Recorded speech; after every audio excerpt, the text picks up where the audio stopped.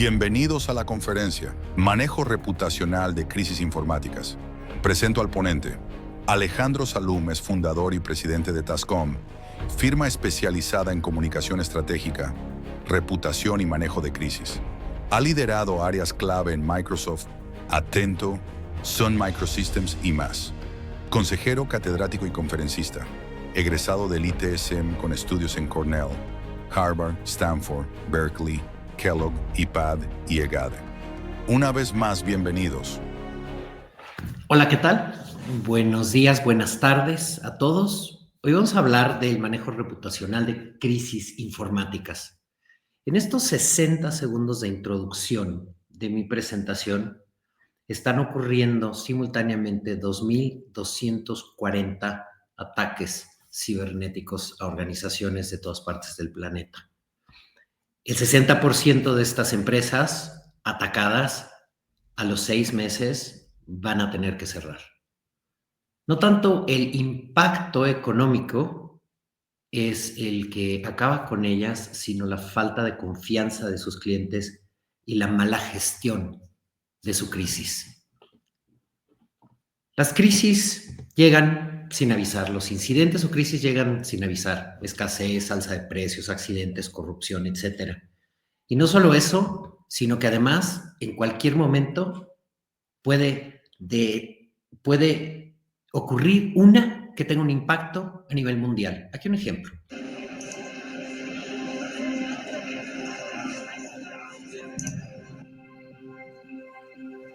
Un fallo informático provocó caos en aeropuertos de las principales ciudades del mundo.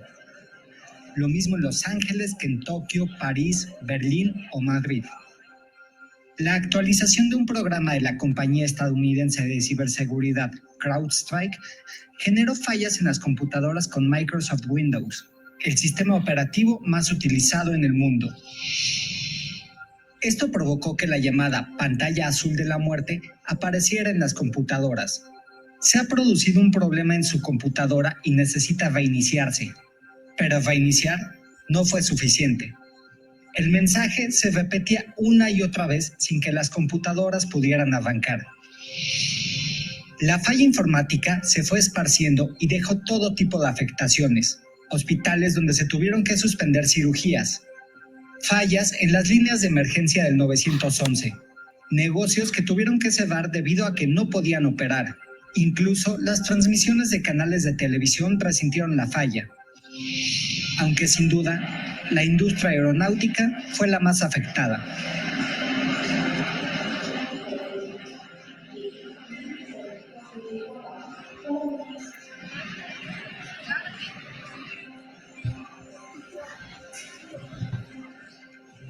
De acuerdo con el sitio FlightAware, hoy se registraron más de 40,000 retrasos y cerca de 5,000 cancelaciones en todo el mundo.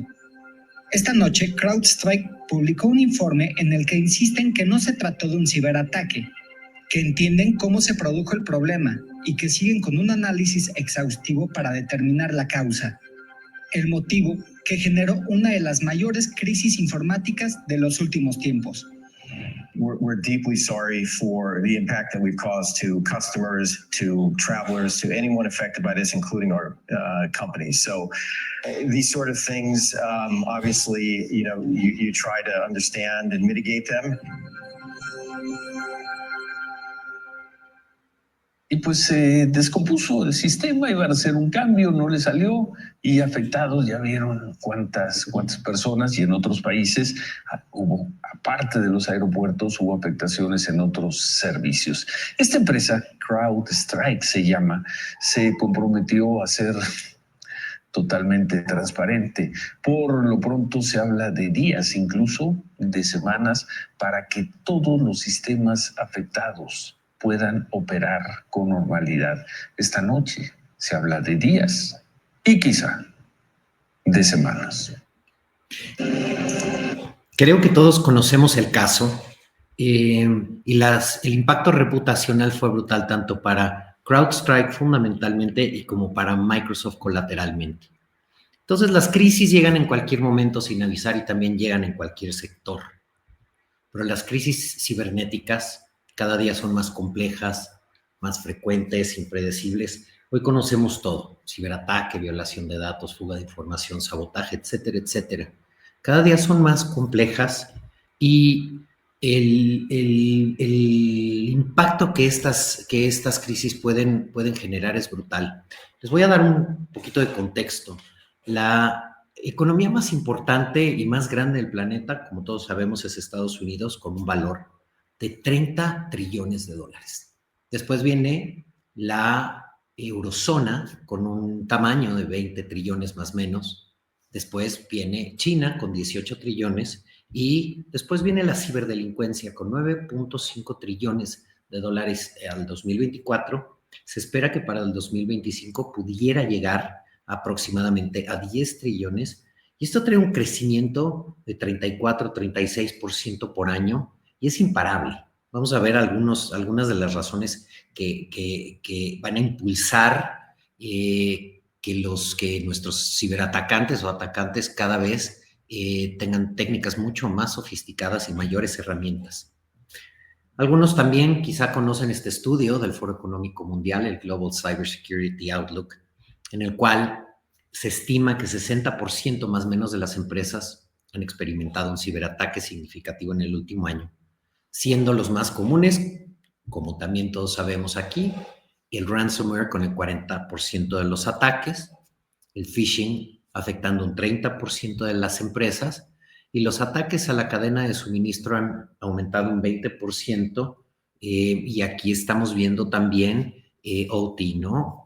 Operations Technology, que también a las empresas les está afectando de una forma considerable, con unas consecuencias financieras espeluznantes, con un promedio de 4.2 millones de dólares de rescate por incidente, siendo el riesgo cibernético que más preocupa a nivel global, pues el ransomware, y sobre todo a los CISOs, que merecen absolutamente todo mi respeto, porque no duermen, y a los CEOs, ¿no? Siendo el ransomware su mayor dolor de cabeza y su mayor preocupación. Entendemos también que los ciberataques están principalmente, según el reporte del Grupo IB, enfocados a gobierno y a militar, segundo, manufactura y después servicios financieros, etcétera, etcétera. Y los ataques persistentes con una mayor concentración en Europa y, por supuesto, con una menor concentración ya en el continente americano. Ahora, todos estos ciberataques tienen un impacto, tienen impactos diferentes, impactos financieros, impactos reputacionales bestiales. Como ya les dije, la cifra es de 9.5 trillones de dólares de valor y en incrementos de 30 y tantos % por año. Los impactos en términos de costos directos, la respuesta técnica con 1.2 millones en promedio de dólares, pago de rescate, 925,000, que claro, siempre el tema súper controversial es: ¿se debe de pagar o no se debe de pagar? En realidad, pagar es completamente ilegal porque vamos financiando a la delincuencia y está regulado en muchísimos países como un delito. La notificación, evidentemente aquí todo el proceso de marketing es muy, muy costoso, y los servicios legales, pues las demandas, yo no me puedo imaginar, no conozco la cifra, pero cuántas demandas habrá tenido CrowdStrike a partir del incidente que tuvieron con Microsoft. Los costos indirectos, muchos: pérdida de productividad, oportunidades perdidas, por supuesto las primas de seguro incrementan muchísimo y el costo para el acceso de capital o a capitales incrementa. Pero el costo reputacional, yo siempre digo, el incidente es el primer eslabón de la cadena, pero de los últimos es el impacto reputacional: clientes, socios, inversionistas, gobiernos, en general la opinión pública. Muchas veces no tomamos en cuenta que ahí hay una afectación que posteriormente va a incidir directamente en la continuidad del negocio o no. Por ejemplo, hay una tasa de abandono de clientes de casi un 4%. El costo de adquisición de nuevos clientes puede incrementar hasta en un 25-30%. La recuperación, 12-24 meses, como lo dijo el periodista en el tema de CrowdStrike, tardará algún tiempo en estabilizarse. y por supuesto el valor de mercado de las empresas y las organizaciones baja considerablemente. Entonces el raspón reputacional de un incidente informático es bestial. Y los ciberdelitos ya dañan directamente a las empresas y afectan de forma crítica su reputación. Entre muchas otras, lealtad de clientes, robo de propiedad intelectual, consecuencias legales y regulatorias, disrupción operativa, el daño reputacional del que venimos hablando, y pérdidas financieras cuantiosas, entre, insisto, muchísimas otras. A lo mejor conocen este caso. A mí este caso me parece extremadamente relevante. Primero vamos a verlo y ahora les explico por qué desde el punto de vista reputacional este es uno de los mejores ejemplos del impacto. A Russian hacker group may be responsible for shutting down the $14 billion gaming giant MGM Resorts International, virtually paralyzing the company for the past 4 days. It only took a 10-minute phone call and the hackers were in. Yeah, so where does that leave MGM and what are customers saying tonight? KTLA's Samantha Cortez has been following the story in the news center tonight. Sam, is there any end in sight? Well, the people who are staying at these MGM properties sure hope so, but not hopeful yet. For 4 days, MGM has been dealing with a cybersecurity nightmare. And with their website still down tonight, many current and past guests are concerned about their personal data. Hey guys, look at this. There's literally cash available on these slot machines because people cannot cash out their money. With just 10 minutes effort, a Russian hacking group allegedly dismantled digital operations for MGM Resorts International. You don't plan on having that issue when you come here, so it's very inconvenient. Look at this line to check into the Bellagio in Las Vegas. Cash only, no online bookings, no keyless entry into some hotel rooms, downed slot machines, and dysfunctional ATMs. Shutting systems down to mitigate the risk of further infection and further worsening the incident is something relatively standard. And when they're sort of disrupted at the level they are right now, they're losing potentially millions of dollars an hour. Expensive for MGM and inconvenient for guests who now have an uneasy feeling about who has their information. You don't know what you're dealing with, right? You don't know how much is compromised and how much is not compromised. Right, our credit card's all over the place here. So, yeah, it's definitely a concern. Be very careful and not use our cards or anything like that. So how did ransom group Black Cat do it? Reputable malware resource VX Underground says the hackers used social engineering tactics, finding a name of an employee on LinkedIn and calling the help desk for information. That simple. No apologies from MGM. There's no apologies from Bellagio. This statement remains on MGM's website with an apology and limited information, saying if you have reservations between now and Sunday, you can cancel or rebook for free. There is no word on if there's a ransom being asked, but earlier this summer, Caesars Entertainment Group was hit, and they paid up nearly half of the $30 million ransom. Cyber experts say these criminals will ask for even up to $100 million or more, all while trying to charge a small amount, even 1 cent, to your card to see if they have access to your accounts. So keep an eye out if you've ever saved your credit card to any of those MGM Resort websites. In the News Center, Samantha Cortese, back to you. A giant mess. Sam, thanks. ¿Se imaginan el haber visitado alguno de estos casinos y de pronto saber que su tarjeta de crédito, su tarjeta de débito está allá afuera, que no pueden accesar a su habitación porque la llave fue desprogramada, que si compraron, por ejemplo, algún show para ver dentro de Las Vegas, que es muy famoso por eso, digamos, todos el boletaje se borró, no poder pagar en los restaurantes? Evidentemente la línea, como ya la vieron, de reservas tuvo que ser manual. Ahora, ¿qué hizo bien, qué hizo mal MGM? Primero, hizo muy bien el trabajo con autoridades, muy rápido respondieron técnica y tecnológicamente, pero todos sus protocolos de manejo, de acción y de reacción en términos de los huéspedes, por ejemplo, en términos de medios de comunicación, dejó muchísimo que desear. No estaban preparados, no lo supieron hacer bien y eso tuvo un impacto reputacional muy, muy fuerte. Las consecuencias, por ejemplo, de este ataque, entre otras, Se especula que les costó aproximadamente $100 millones más o menos.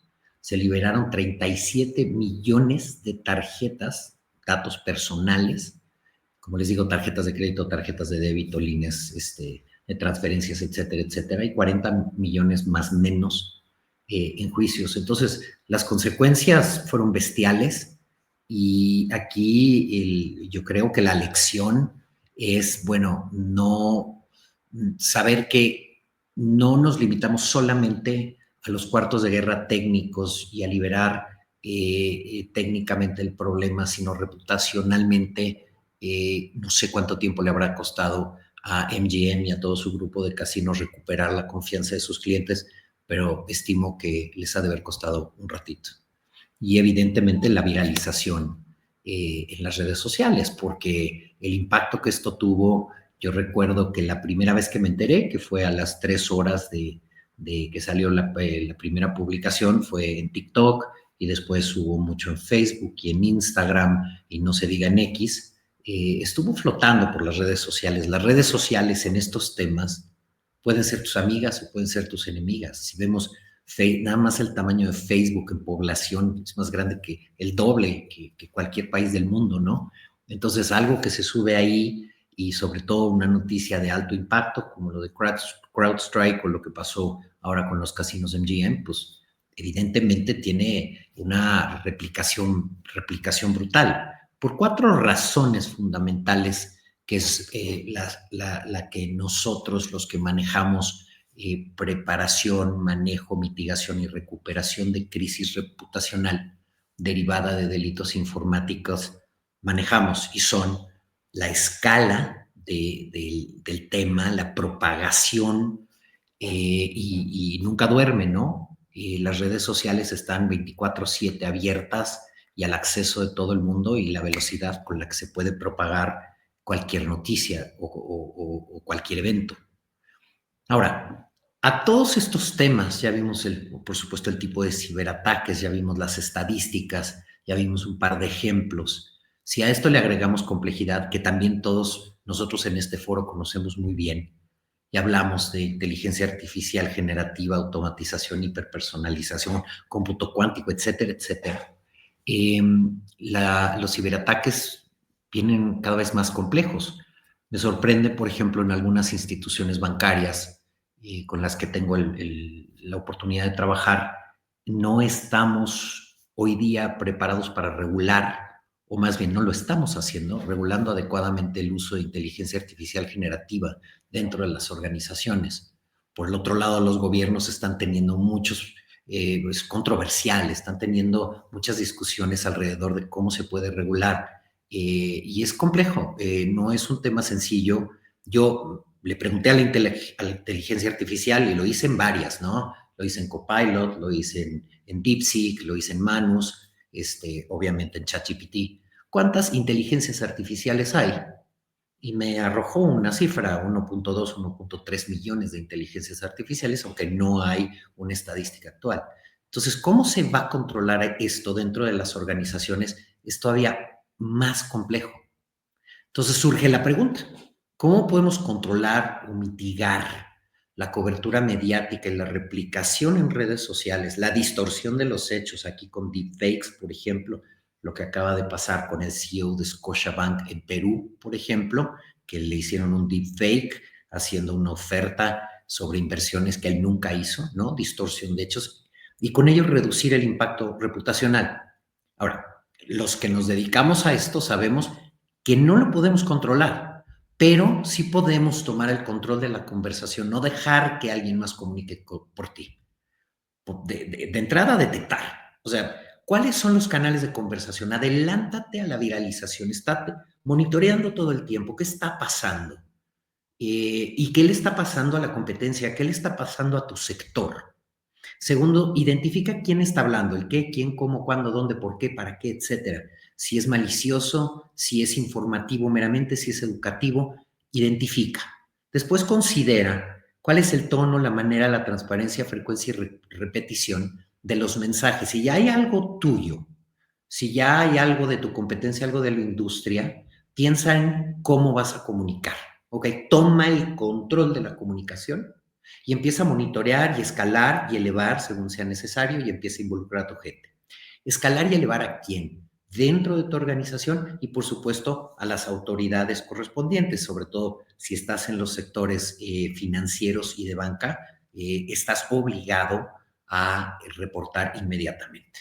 Y utiliza los canales adecuados. Si me preguntan con frecuencia los clientes, oye, Alejandro, estoy teniendo, por ejemplo, me están atacando en X, antes Twitter. Bueno, perfecto, yo me meto, hago mi revisión y me doy cuenta que son 3 personas con un número muy limitado de followers. Entonces, no vas a subir una conversación donde no la hay, pero si de pronto estás en un medio masivo, digamos, un periódico con distribución nacional y la nota es fuerte, tú tienes que utilizar esos mismos canales para responder. Ahora, ¿cómo me preparo? ¿Cómo preparo yo a mi equipo para estas amenazas reputacionales? Insisto, el primer eslabón de la cadena es el evento, ¿no? El hackeo, el evento. Y el último es el impacto a la reputación. Entonces, ¿cómo blindo a mi empresa, a mi organización, a mi universidad, etcétera, ante esto? Lo primero, lo que todos ustedes ya saben, porque siento y estoy ante una audiencia técnica. Lo primero es un blindaje tecnológico, tema que ustedes hacen muy bien y los felicito. Obviamente hay muchos huecos y hay mucho por hacer. El segundo, que existan protocolos de comunicación para la preparación, manejo, mitigación, recuperación de crisis reputacional. Que haya cierto cumplimiento normativo y apego a estándares internacionales y a lo que recomienda el NIST, por supuesto. Me encuentro con mucha frecuencia organizaciones que tienen, por ejemplo, un manual de crisis de 170 páginas que nadie lee, o a lo mejor que la última edición fue en el año 2016, o tuvo una revisión en el 2024, pero no se publicó, nadie la conoce y evidentemente nadie la utiliza. Tercero, equipos y comités según capacidades. Prepara a la organización en términos de quién es mi comité de respuesta inmediata, quiénes son mis comités de colaboración externa y quién es obviamente el comité de crisis de la organización. Asignales a su vez roles y responsabilidades. Durante el manejo de una crisis, en muchas ocasiones parecemos gallinas descabezadas en corral, todos corriendo para un lado o para el otro, y no hay un liderazgo, no hay asignación de roles, no hay cuartos de guerra bien definidos. Y eso es muy, muy importante. Y hay que practicar y practicar y practicar, hacer tabletops y simulacros que nos permitan que estos manuales, estos protocolos, estos equipos y estos roles y responsabilidades se ejecutan de manera adecuada. Finalmente, campañas internas de sensibilización a toda la organización, por supuesto a la gerencia media y gerencia alta, pero lo más importante es a la directiva. Que estén la dirección general enterada de la importancia que tiene el impacto reputacional derivado de un incidente informático, porque típicamente dicen, bueno, eso ya será problema del CEO, del CTO, del CISO, etcétera, yo no me meto. Obviamente no duerme el director general o la directora general o los vicepresidentes porque hay una situación en medio. Entonces, ir cerrando, la ciberdelincuencia soportada por inteligencia artificial, machine learning, inteligencia artificial generativa, automatización, hiperpersonalización, cómputo cuántico, ingeniería social a través de redes sociales, se convierten en la más peligrosa amenaza cibernética y reputacional de cara al futuro. Algunas recomendaciones que yo les dejo, que a lo mejor no son nuevas para ninguno de ustedes, pero cómo me cuido y cómo cuido a la organización. Primero, recordar siempre que la reputación es un activo vulnerable y, sin embargo, es lo que nos da de comer. Si la reputación de tu empresa se ve destrozada, tú y yo nos quedamos sin trabajo. Segundo, las crisis informáticas no se gestionan con firewalls nada más. Y al mismo tiempo, el tiempo de respuesta comunicacional es tan crítico como el técnico. Tienen que ir en paralelo, debemos de tomarlos en cuenta. ¿Por qué? Porque la transparencia estratégica genera confianza. Si esto se queda dentro del cuarto de guerra, solamente técnico, es una conversación de bits y bytes.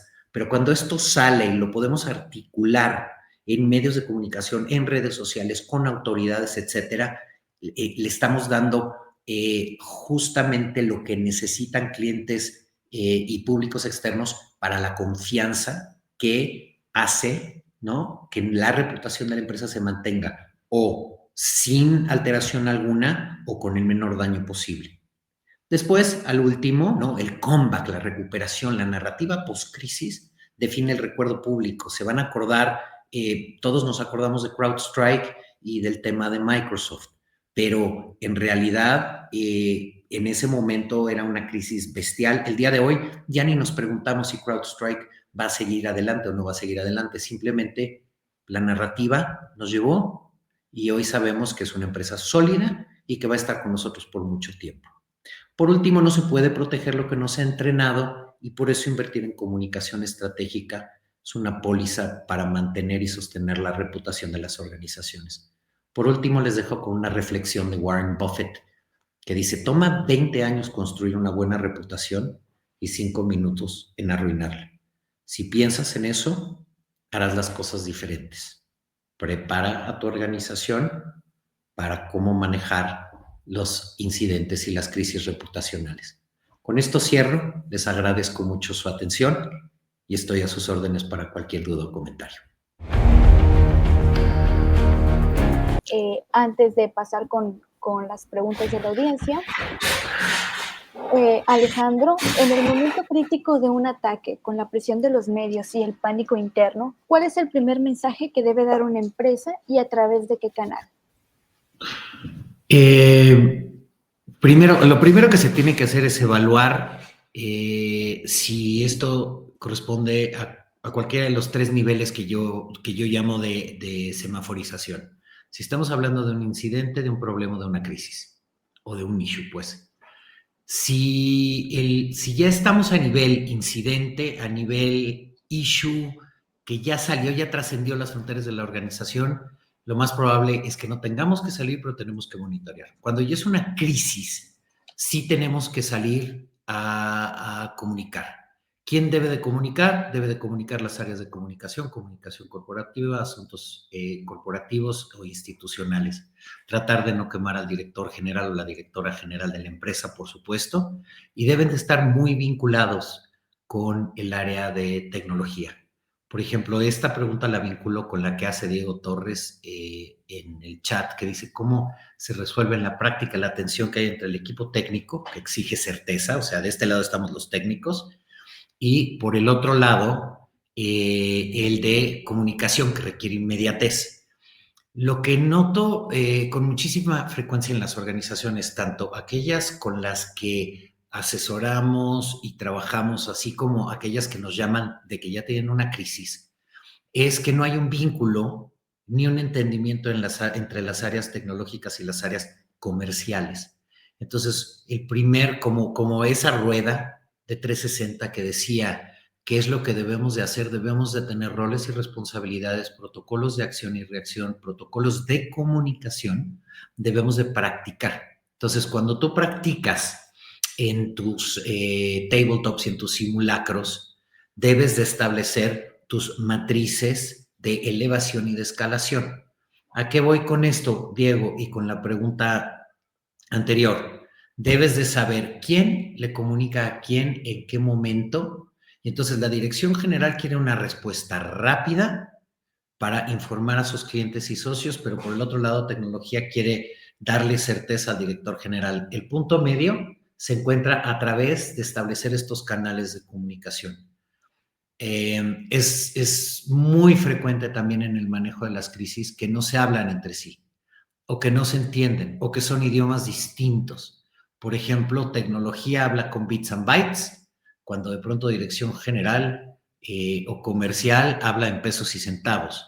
Necesitas un interlocutor en medio y ese interlocutor lo tenemos que preparar para que cuando venga una situación de crisis sepa cómo articular mensajes, en qué momento y a qué audiencias. Espero haber contestado las dos. Muchas gracias, Alejandro. Aquí tenemos otra pregunta en el chat de Carlos Vázquez. ¿Cuáles son los elementos críticos que debe contener un playbook de crisis para ser ejecutable por la alta dirección en los primeros minutos? Se relaciona un poco con la anterior, protocolos de acción y de reacción.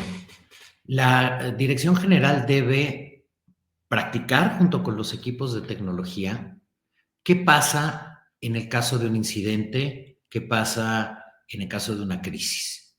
Y deben de dejarlos operar, pero al mismo tiempo se deben de establecer los canales de comunicación suficientes para que Dirección General en todo momento esté enterado de lo que pasa, pero sin intervenir y sin estorbar mientras el equipo técnico trabaja. Por el otro lado, el equipo técnico no debe de mantenerse en silencio, debe de tener canales de comunicación abiertos con la Dirección General y con las áreas, digamos, legal, financiera, recursos humanos. Muchas veces se nos olvida clientes, la parte comercial y la parte de mercadotecnia, no la ven, simplemente porque estamos entre que si bloqueamos, apagamos el servidor, bajamos el respaldo de la nube, estamos tan enfocados en la parte técnica que se nos olvida que el último eslabón de la cadena, que es el reputacional, requiere de respuestas y respuestas inmediatas. No puedo accesar a mi banca electrónica, desapareció el saldo de mi cuenta, me acaban de bloquear mis accesos, etcétera. Entonces, de este lado hay una demanda de información y de este lado hay una presión técnica por resolver. Entonces, la Dirección General en los primeros minutos no debe reaccionar, debe de tener una línea de comunicación directa con las áreas de tecnología, dejarlos trabajar, pero que haya este sistema de comunicación y de información proactivo y reactivo 24/7. Ya para terminar, Alejandro, igual si alguien más puse dejar otra pregunta en el chat, paso con la siguiente. Digamos que logramos contener el ataque técnicamente y gestionar la crisis inicial. ¿Cómo se construye la confianza con los clientes y el mercado a largo plazo cuando la desconfianza ya se instaló? Lo primero es reconocer el error, no mentir. Es importantísimo salir rápido en los canales adecuados, con los mensajes. A ver, aquí tocamos un tema ético muy interesante, pero los comunicólogos, comunicadores, mercadólogos, etcétera, los que nos dedicamos a esto de tiempo completo sabemos. Hay maneras de decir la verdad y maneras de decir la verdad, ¿ok? No voy a salir y decir, oigan, me acaban de hackear y acaba de perder mi banco $300 millones, por ejemplo. Se viste, se disfraza un poco, tuvimos un impacto significativo. Todos sabemos, lo oímos todos los días de nuestros amigos y colegas políticos, ¿no? Que saben engalanar y ensalzar el lenguaje. Pero hay formas de decir la verdad y formas de decir la verdad. Decía uno de los bloques que puse yo en la presentación, que a veces tardas 12 y hasta 24 meses en reinstalar cierto nivel reputacional después de un incidente informático. En muchas ocasiones, si se maneja bien, puedes acortar mucho el tiempo a través de comunicación proactiva, comunicación muy asertiva, comunicación muy clara, transparente y como dije al principio de esta respuesta, decir la verdad. Nos cuesta mucho trabajo decir la verdad y salir pronto. Las primeras 2 o 4 horas de una crisis son indispensables, las primeras 24 son las que determinan el rumbo de la crisis y las primeras 72 horas son las que van a determinar si la compañía o la organización puede sobrevivir o tiende a morir después de un evento informático. Gracias, Alejandro. Nos quedan 2 minutos ya para finalizar. ¿Algún mensaje final que le quieras dejar a nuestra audiencia, a los tomadores de decisiones? Totalmente. Hay crisis predecibles, hay crisis no predecibles, pero lo que todos sabemos es que en algún momento, y sobre todo tratándose del mundo tecnológico, sabemos que nos va a pasar. Entonces, no esperemos a que nos pase. Preparémonos. Hay muchas cosas que podemos hacer. De nada sirven, como dije hace rato, manuales de crisis de 450 páginas. A lo mejor es un marco con 3 bloques muy sencillos de acción. Practicar, hacer tabletops, hacer simulacros que involucren a la dirección general o cuando menos a mandos medios, mandos altos de la organización y a las áreas tecnológicas. Aprendamos a comunicarnos, hagamos estos protocolos, practiquemos estos protocolos. Cada organización es distinta, peguémonos a normas internacionales, así como chequemos y verifiquemos, digamos, la normativa institucional de cada una de las industrias, si eres la financiera, la de manufactura, fast moving consumer goods, etcétera. Cada una tiene una regulación, una reglamentación distinta. Entonces, practiquemos y tengamos esos documentos sencillos, fáciles de ejecutar y muy a la mano.